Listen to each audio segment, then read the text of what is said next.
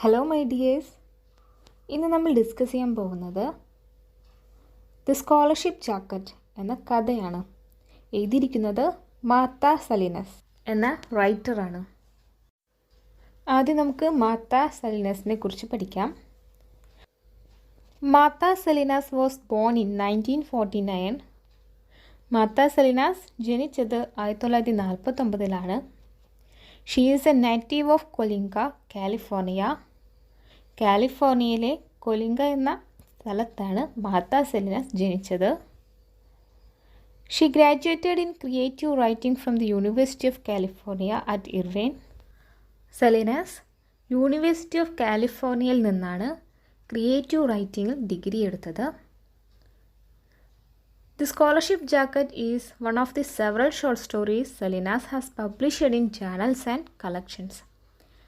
Salinas കുറേ short stories എഴുതിയിട്ടുണ്ട്. അത് ജേണൽസിലും കളക്ഷൻസിലുമെല്ലാം പബ്ലിഷ് ചെയ്തിട്ടുണ്ട്.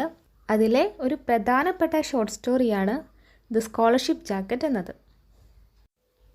ദ സ്കോളർഷിപ്പ് ജാക്കറ്റ് എന്നത് 1986 മാർത്ത സലീനസ് പബ്ലിഷ് ചെയ്ത ഒരു ഷോർട്ട് സ്റ്റോറിയാണ്. ഇതിൽ പറയുന്നത് മാർത്ത എന്ന യങ് മെക്സിക്കൻ അമേരിക്കൻ ഗേൾ സ്കൂളിൽ ഫേസ് ചെയ്ത ഇൻജസ്റ്റിസിനെ കുറിച്ചാണ് ഈ ഒരു കഥ പറയുന്നത്.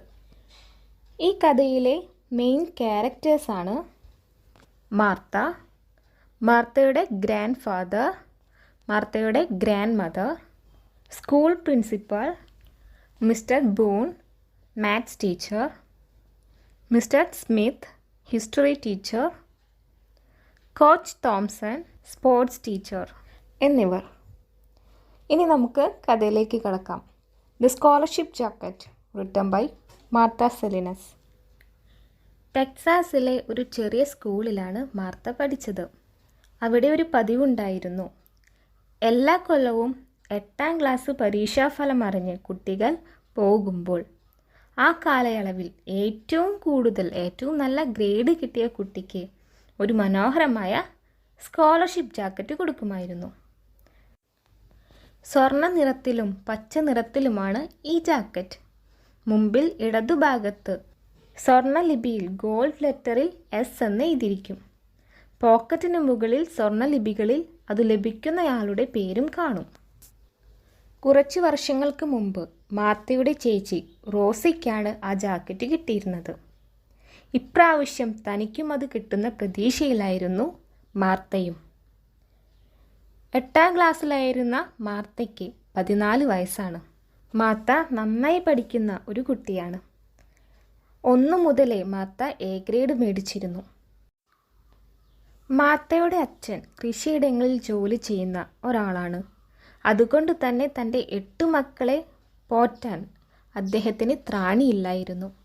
അതുകൊണ്ട് മാർത്തയുടെ മുത്തച്ഛനും മുത്തശ്ശിക്കും വളർത്താനായി അദ്ദേഹം കൊടുത്തു. സ്കൂളിലെ സ്പോർട്സിലൊന്നും അവർ പങ്കെടുത്തിരുന്നില്ല.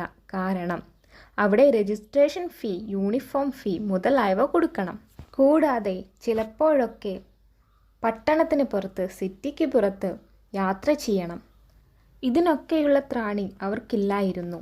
അതുകൊണ്ട് തന്നെ സ്കൂൾ സ്പോർട്സ് ജാക്കറ്റ് അവരുടെ വീട്ടിൽ കാണില്ലായിരുന്നു. സ്കോളർഷിപ്പ് ജാക്കറ്റിന് മാത്രമേ സാധ്യതയുണ്ടായിരുന്നുള്ളൂ. മെയ് മാസമായി, സ്കൂൾ പൂട്ടി പോകാനുള്ള സമയമായി, വസന്തത്തിൻ്റെ വരവായി. ക്ലാസ്സിൽ ആരും ശ്രദ്ധിക്കുന്നില്ല. കുട്ടികൾ പുറത്തേക്ക് പരസ്പരം നോക്കിയും നേരം കളഞ്ഞു.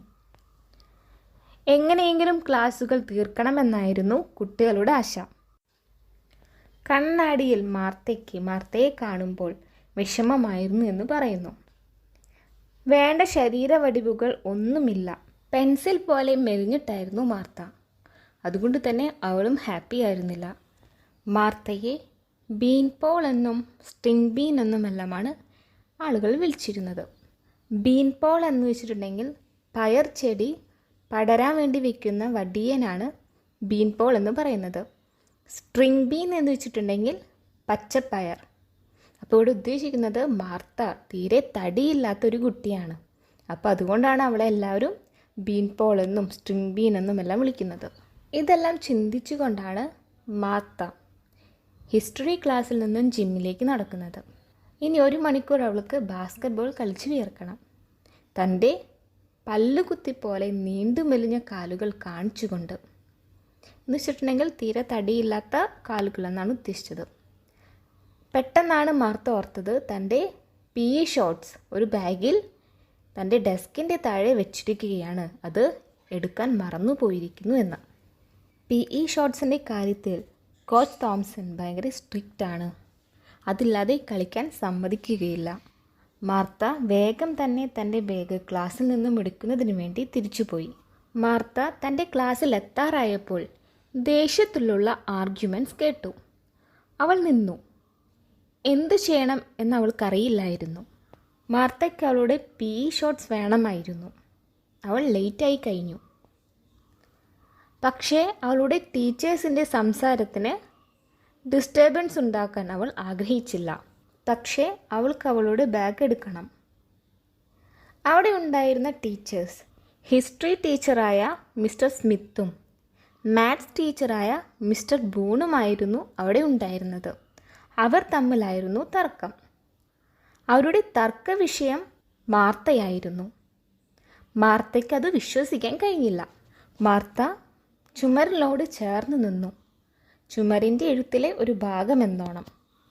മിസ്റ്റർ സ്മിത്ത് ദേഷ്യത്തോടെ മിസ്റ്റർ ബൂണിനോട് പറയുകയാണ്, ഞാൻ അങ്ങനെ ചെയ്യില്ല.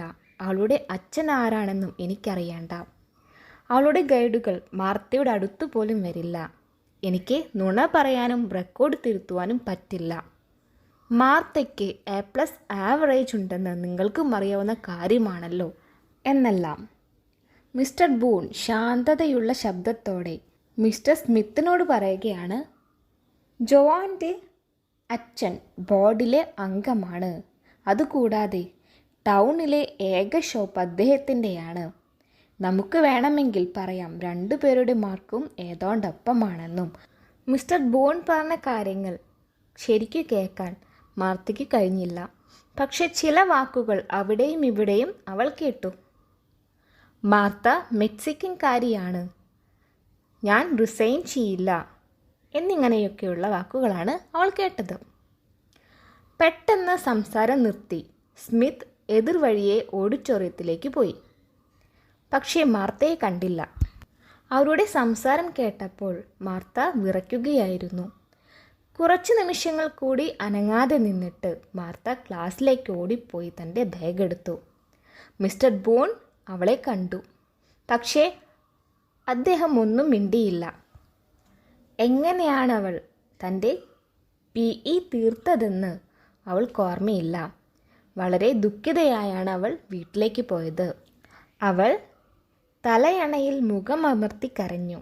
കാരണം അവളുടെ കരച്ചിൽ മുത്തശ്ശി കേൾക്കാണ്ടിരിക്കാൻ വേണ്ടി. ബാക്കിയുള്ള ഭാഗങ്ങൾ നമുക്കിനി അടുത്ത വീഡിയോയിൽ കാണാം.